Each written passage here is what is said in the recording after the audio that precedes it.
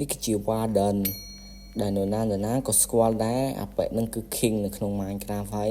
ចំពោះ player ដែលពាក់ armor netherite មកឈុតហើយ exchange កប់ក៏ដោយក៏នៅតែពីរដៃងាប់ដែរចឹងគ្មានអ្វីទប់ damage របស់ Warden នឹងបានទេថ្ងៃនេះខ្ញុំបាន download mod មួយហើយខ្ញុំនឹងយក mod មួយនឹងយកទៅវាយជាមួយនឹង Warden ចឹងដឹងថាមួយណាគឺជាអ្នកឈ្នះក៏តើគ្នាមើលតែសមត្ថភាពរបស់វាទៅគឺមិនអន់ទេយើងកាត់ចូលមកដល់ក្នុងសង្វៀនរបស់យើងវិញឥឡូវខ្ញុំដាក់ជាមួយនឹង spawn Warden មួយឥឡូវយើង spawn ជាមួយនឹង mob របស់យើងមកពួកគ្រាន់តែដាក់ភ្លាមវាយគ្នាតែម្ដងវាដឹងគុំគ្នាតាំងពីពេលណាទេលោក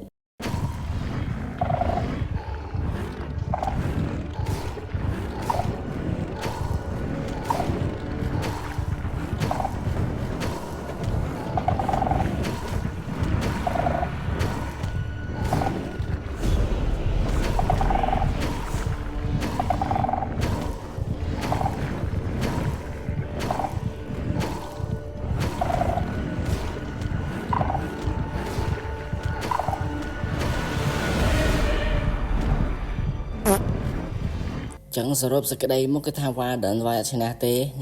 អស់ឈាមមកដល់ពាក់កណ្ដាលផងហ្នឹងអូយអាប៉ែនេះខ្លាំងមែនចឹងអានេះគឺវាយឈ្នះ Warden ចឹងហើយខ្លាចជាបុរសសង្ហាដែរអូយឥឡូវមើលរូបរាងគេអូនេះសាច់ដុំឡើងមាំមួនហើយទៅវាយជាមួយនឹង Warden កជាកជក់នោះ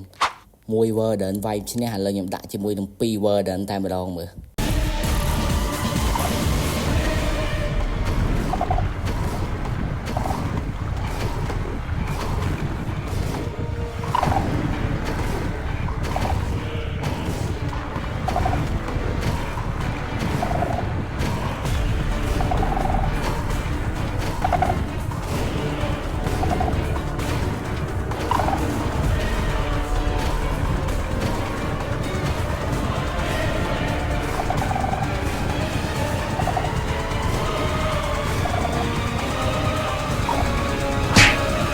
អូយឥឡូវគឺថាងាប់ Warden មួយបាត់ហើយ